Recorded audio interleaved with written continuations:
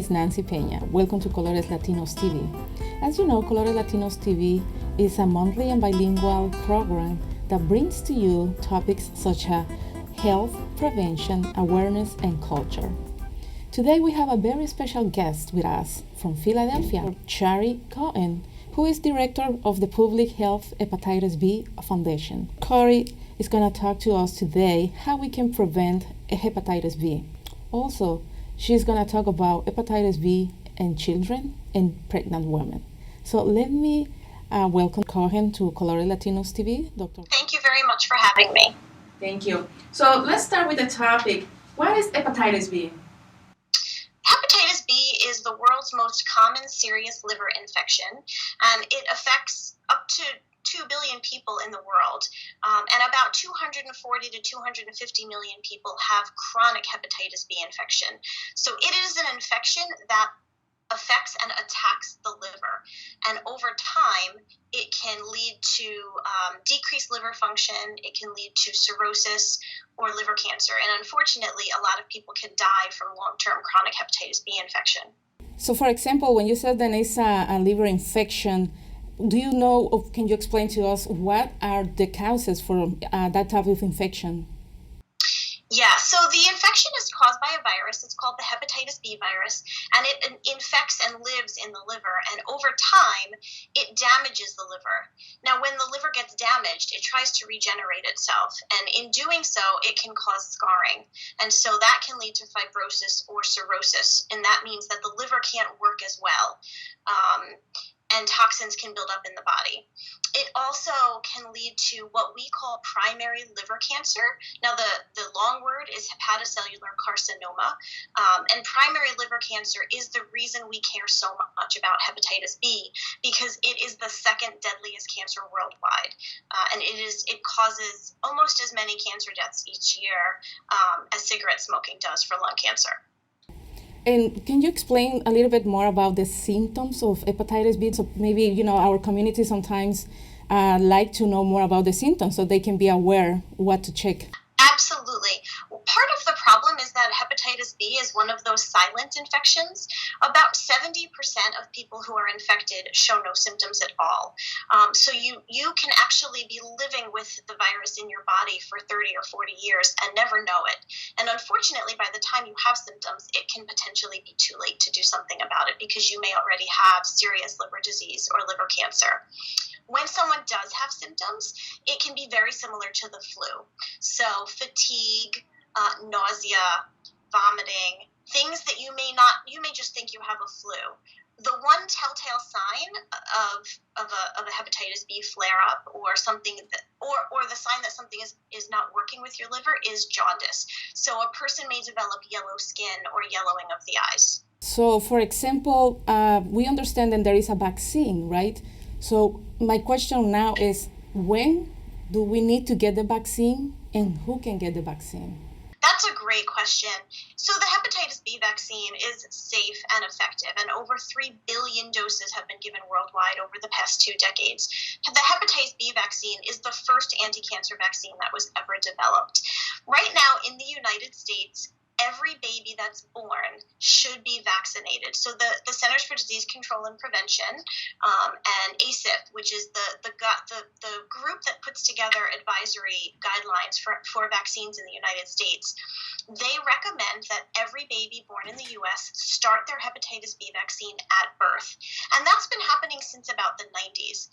Now, 48 out of the 50 states have mandates stating that in order to get into preschool and elementary school and middle school, you must have the hepatitis B vaccine. Unfortunately, there are still a lot of people who were either born before the 90s, so they didn't get the vaccine, or there's still a lot of parents today who choose not to vaccinate their kids, or parents or children who are coming from another country where they may not have been vaccinated at birth, so they come over to the U.S. and they're still susceptible. So the good news is that for babies who are born in the U.S., about 90 to 95% are vaccinated. However, there's still quite a lot of room for improvement there. Interesting. When you said that in some communities, especially immigrants communities, United States is very diverse. So, for example, what is the recommendation for people who are coming from different countries and perhaps they don't remember if the kid has the hepatitis B vaccination, right? And perhaps the parents want to know how to learn more about it. So what is the recommendation for those communities? That's a really great question, and we love the diversity in America, and it's what makes us so great.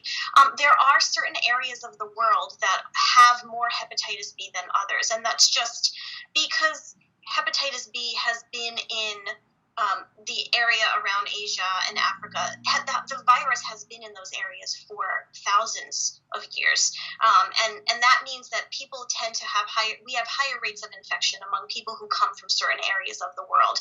So the CDC recommends that anyone who's coming to the U.S.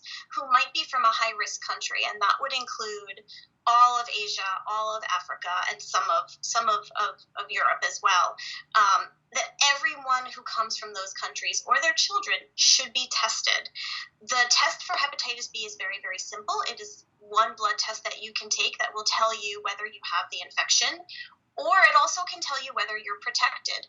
So the good news is, if somebody gets tested for hepatitis B and it turns out that they don't have it, their doctor can then vaccinate them, and it is never too late to be vaccinated. So adults can be vaccinated as well. And I suggest if you want more information about this, you can go on our website. It's www.hepb.org, HEPB.org, and we have a really nice map of the world, which kind of tells you who should be tested and who should be vaccinated. And for example, I have another question. You mentioned that if people is coming from different countries and they don't, we were discussing if they don't remember, what happens with people who get positive if they get the test? Kids, pregnant women, and community in general. But Dr. Cohen is going to answer that questions after this break. Thank you. Vamos, Juan, tu asignación. Ya saben, solo comida enlatada. Si al mundo tú quieres cambiar, haz lo que quieres realizar. El corazón lo hay que dar y es hora de empezar. Necesitamos el amor. Gracias. Sigue el amor, abre el corazón. Un poquito de amor, sí, de amor, amor. Necesitamos. Hi, welcome to Colores Latinos TV. We have as a special guest today Chari Cohen, who is the director of Public Health Hepatitis B Foundation, and we are discussing about how to prevent hepatitis B. What happens for people who get positive for hepatitis B? Kids and pregnant women, please. Yes, absolutely. So there are different routes that you take depending on who you are. So if an adult tests positive for hepatitis B infection, it is critical that they get follow-up care by a doctor who is knowledgeable about hepatitis B. Some people stay with their primary care provider, and their primary care provider can manage their infection. And some people need to see a liver specialist. And so if you're looking for a liver specialist, they're typically called a hepatologist. Some people also can see a gastroenterologist. Being positive for hepatitis B and having a chronic Hep B infection means it's very much like any other chronic disease, like diabetes or high blood pressure. For most people, it means following up with your doctor once or twice a year so that they can test your liver and see how it's working. They can see how much virus you have in your body, and they can see if you need treatment. And that is the critical piece, because there are antiviral medications that we can take if you have chronic hepatitis B that can help to prevent cirrhosis and liver cancer. And that is the most important thing. So if someone gets a positive test for hepatitis B, follow up with the doctor and then stay in touch with your doctor and get the tests that you need so that you can prevent liver cancer.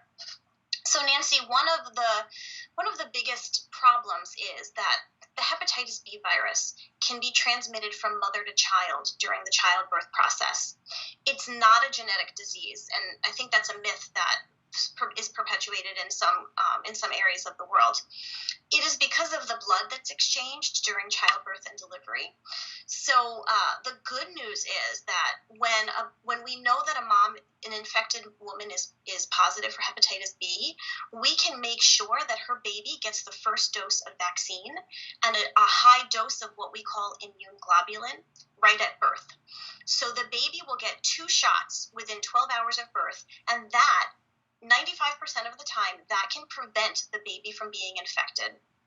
What that means is that in the United States, every pregnant woman should be tested for hepatitis B. It's part of your routine prenatal care. So this is one of the reasons it's so important that pregnant women have prenatal care. And if you're a pregnant woman and you test positive for hepatitis B, during your 3rd trimester, they will check the viral load, how much virus is in your blood. And if there's a lot of virus in your blood, they may put you on an antiviral for the last few months of your pregnancy so that you can try and prevent your baby from getting infected. And then they will make sure that when your baby is delivered that they get the vaccine and the HBIG so that they can prevent infection to the baby. Excellent. So now you mentioned something very interesting about having the child, a newborn, have the first shot. How many shots do we have to have in terms to finish the whole treatment for the hepatitis B vaccine? So the hepatitis B vaccine is a 3-dose series, and it's given at 0, 1, and 6 months. So, for example, a newborn would get it when they're born, then they would get the 2nd dose 1 month later at their 1-month well visit, and then at their 6-month well visit at their pediatrician, they would get the last dose. The great news is that all of the research indicates that the vaccine lasts for life. So when you're vaccinated, if you respond appropriately to the vaccine, you should be protected for life. Excellent. So, for example, let's get back to the immigrants populations. Let's say perhaps we don't remember again. Do we have to go back to our doctor, primary care doctor, and ask to get a test if we are, in a risk of hepatitis B, if we don't remember? Because we have a lot of people before this interview. We were, asking the community what questions they have for you, and one of the questions was, I don't remember if I get vaccinated or not. Do I have the right, or can I ask my doctor to get vaccinated and test? That is the most common question we get, and it makes sense because if you were vaccinated as a baby or a young child, you wouldn't really remember. So yes, when you come to the U.S., or even if you've been in the U.S. for 10 or 15 or longer years or longer, the next time you see your doctor, talk to them and tell them you want to get a hepatitis B test. It's a really simple blood test. If you're already getting a blood test at a checkup, for example, they can just add the hepatitis B test to it. And then if your test comes back that you're not infected, as an adult, you can and should ask to be vaccinated for hepatitis B vaccine. And most primary care providers have the hepatitis B vaccine and do give it out. If someone has trouble at their doctor's office getting vaccinated, they can call their local health department, they can call the Hepatitis B Foundation, and we will help you find the vaccine. Great. So, for example, let's say now that we have somebody in the family with hepatitis B. It can be a kid or an adult. What is the recommendation for all members of the family to live or interact with this person? Well, Nancy, I'm really glad you asked that, because sometimes when we find out that a family member has hepatitis B, people tend to treat them differently, or they may decide to separate themselves from a family member. The great news is there's absolutely no reason to do that. Hepatitis B is transmitted through direct blood-to-blood exposure with infected blood, which means that someone's infected blood has to get into your body somehow. And it can also be transmitted sexually. So what we say is that if someone in your household tests positive for hepatitis B, the first thing that should happen is everyone else in the house should get tested to make sure that they're not already infected. And then for everyone who's not infected, they should start the hepatitis B vaccine series. In terms of everyday life, there are very few recommendations that you need to take into consideration. So a person who has hepatitis B, they can make food for the family, you can share food, you can do laundry, you don't have to change anything you do, except you want to make sure that you don't come into contact with their blood. So that means if someone has hepatitis B, they shouldn't share razors with anyone else. They shouldn't share needles or toothbrushes or earrings. Outside of that, you want to take precautions with sexual contact using a condom until your sexual partners are vaccinated. But really, it shouldn't change everyday life. Interesting. For example, if we have somebody, again, infected, how long, and it's not chronic, right? Because we understand that there is some different stages of the infection. So, for example, we have somebody who's infected. How long it takes for this person, if there is no chronic disease or something more, critical, how long do you think then will take this person to get well? That is another really good question. You can see hepatitis B is a very complicated disease. So the time that it takes a person to recover is related to their age at infection. So if an adult is infected, if someone age 17, 18 or older is infected with hepatitis B, almost all of them will recover within 6 months. So that means about 90 to 95% of adults who are infected with hepatitis B as adults, their body is able to fight off the infection, and within 6 months they will be completely better. That means that the virus won't be in their body anymore. They can't pass it to anyone else, and essentially it's gone. They don't have it anymore. And they also can't get infected again. Now, unfortunately, if a baby or a young child is infected, their immune system is not strong enough to fight the virus off. So most babies and most young children who are infected will develop chronic infection, and that means they will have the virus in their body for a lifetime. So if a person hasn't recovered within 6 months, we consider it to be chronic. And we tell that person that they will typically have the virus in their body for life. And that's when they need follow-up care and to see if they possibly need treatment in the future. Let's say we have right now a different scenario. Now we have somebody who is have liver cancer. And because the hepatitis B. So, of course, the person has to go with the doctor and to get treatment. How often do you know if the person can recuperate from liver cancer? Because sometimes, especially in our communities, not just Caucasians, Asians, or Africans and Latinos, we have the thought and the idea that if somebody has liver cancer is something like almost close to death. Yeah, and it is, it's definitely a concern.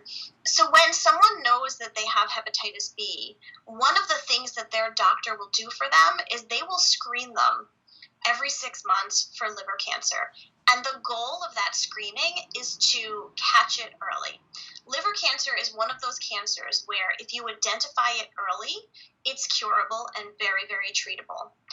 If you don't find out about it until later stages, then it actually has a high mortality rate. So right now, it has the 5-year life expectancy when someone develops liver cancer is about 15%. And that is because liver cancer is silent. And most people don't know that they have hepatitis B or hepatitis C. They're not being screened for liver cancer, and by the time the doctor finds it, it's in the very late stages. This is why staying on top of your health and making sure that you're seeing a doctor is so important, because if you can identify liver cancer early, it actually is curable and very treatable. Great. So we're almost ready to close the interview. As we always say, that we don't have enough time to discuss such a wonderful and great important topic for our communities. But we have a couple more questions. For example, what can we do to prevent hepatitis B? Get vaccinated. That's the easiest and most inexpensive way. If we can get everybody vaccinated in the world, right now, there's a push for global elimination of viral hepatitis. And that means everyone in the world should be vaccinated for hepatitis B. If we could do that, we could knock out hepatitis B in 2 generations. Get vaccinated, get tested. Great. And what is the recommendation or, any advice for our audience besides getting the vaccination? Yeah, I would. So one of the most important things I think about hepatitis B and about a lot of health issues is that we don't talk about them enough. So if you are from Asia or Africa or other areas of the world where hepatitis B might be prevalent, or if you know someone in your who may be in your family or your neighborhood or your community, or you have hepatitis B, this is a great way for us to spread awareness and get people talking about it. The more people talk about hepatitis B, the more people will get tested, and the more we can prevent people from dying from it. People can live a long, healthy life with hepatitis B. They just have to know that they have it. So my advice would be, talk about it with your friends, talk about it with your family, and at some point, the conversation will become so normalized that everybody will be tested and everyone else will be vaccinated. Great. So to finish our interview, where people can go and find accurate information about hepatitis B, because as you know, now with the internet, people go to YouTube, Google, and they found different information? Yeah, be really careful where you get information from the internet, because we know a lot of it is not accurate. I would start with the Hepatitis B Foundation website. It's www.hepb.org, HEPB.org. And from there, you can also go to the Hep B United website, which is hepbunited.org. The Hepatitis B Foundation co-leads a national coalition. We are in 27 cities and 17 states across the U.S. So odds are there's a Hepatitis B coalition near you, and if you go to our website, we can help you find them, and your coalition can help you learn more about Hep B and maybe get tested and get vaccinated.